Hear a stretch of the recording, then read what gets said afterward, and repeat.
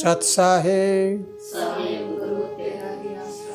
बच्चों, आप सभी योग साधना कर रहे हो। सारी दुनिया के लिए भी आप मांगो, कुछ प्रार्थना करो प्रभु से कि हे मालिक, पूरी दुनिया को शांति दो, सब जगह खुशहाली अमन चैन रहे और हर एक बच्चे बच्चे में कण कण में प्यार जागृत रहे।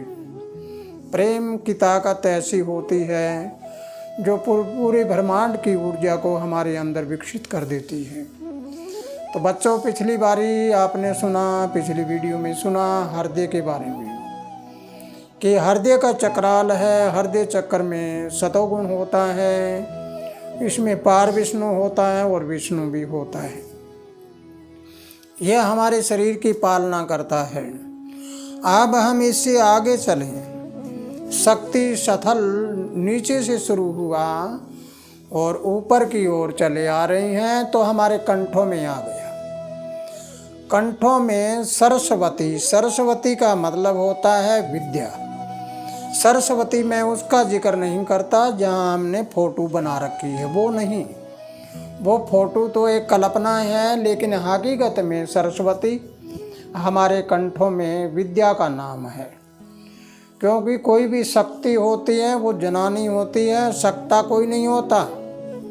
इसलिए शक्ति यानी हमारे कंठों की शक्ति, स्वर विद्या, स्वरों को पैदा करने वाली, स्वर को बाहर निकालने वाली, उस शक्ति का नाम सरस्वती है।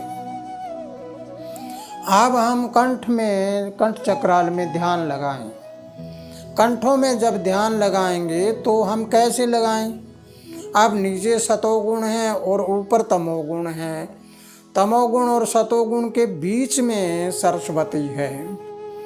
अब इसका मतलब आपको समझना है कि अगर हम सतोगुण में रहेंगे और सतोगुण के दाईं ओर रहेंगे तो हमारी आवाज़ कैसी होगी? बड़ा मीठी आवाज़ होगी, प्रेम की आवाज़ होगी।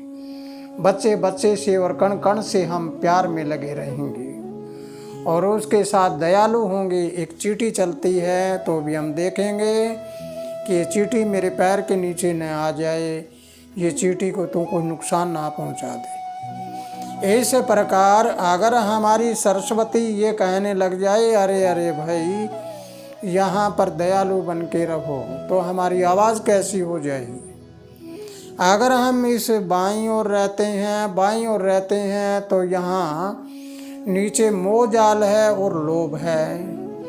अब लोभी इंसान की आवाज़ कैसी होगी, इसके बारे में सोचना है। जिस इंसान में लोभ और मोह होगा उसकी आवाज़ में भी कड़वापन होता है। अब वो कड़वापन जब होता है तो आप ये सोच लीजिए कि वो सरस्वती माँ नीचे की ओर जा रही है, वो विनाशकारी रास्ते की ओर जा रही है।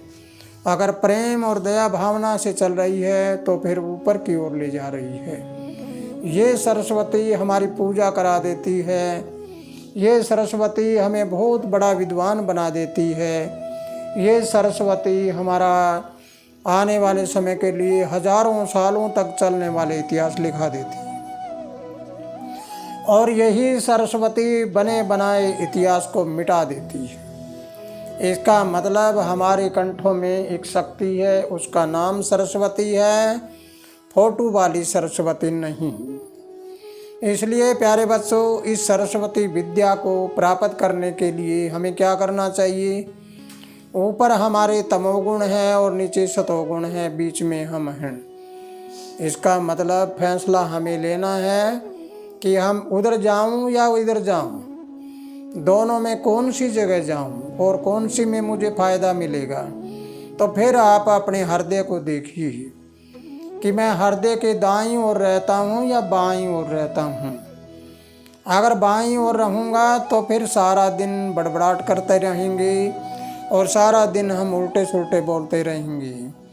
अगर दाईं ओर रहेंगे तो हर एक के साथ बड़ा प्रेम से बोलना, मीठा बोलना, सब जगह इतिहास रचने वाली बातें होंगी। तो इसलिए कंठों पे आप ध्यान लगाइए। कंठ के द्वारा श्वासों का आना जाना भी होता है, कंठ के द्वारा भोजन क्रिया भी होती है।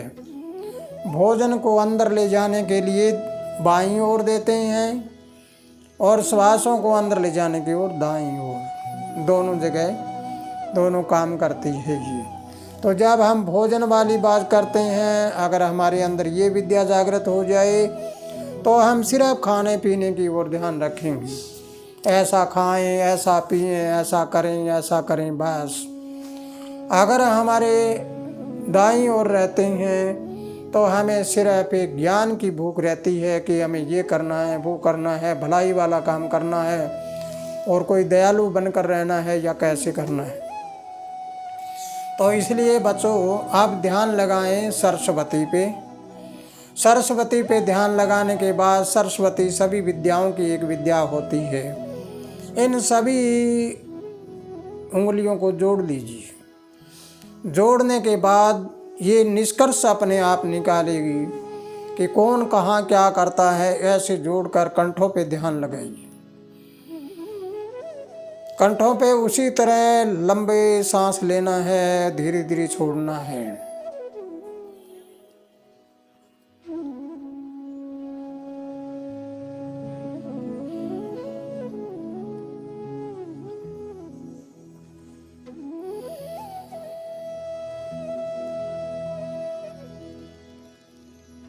अब हमने देखा कि हमारे कंठों के ऊपर पूरा ध्यान दिया हमने, और कंठों पे ध्यान देने के बाद पूरी तरह से हमारे श्वासों का आना जाना सही रहा। भोजन नली बंद रही, श्वासों का आना जाना शुरू रहा।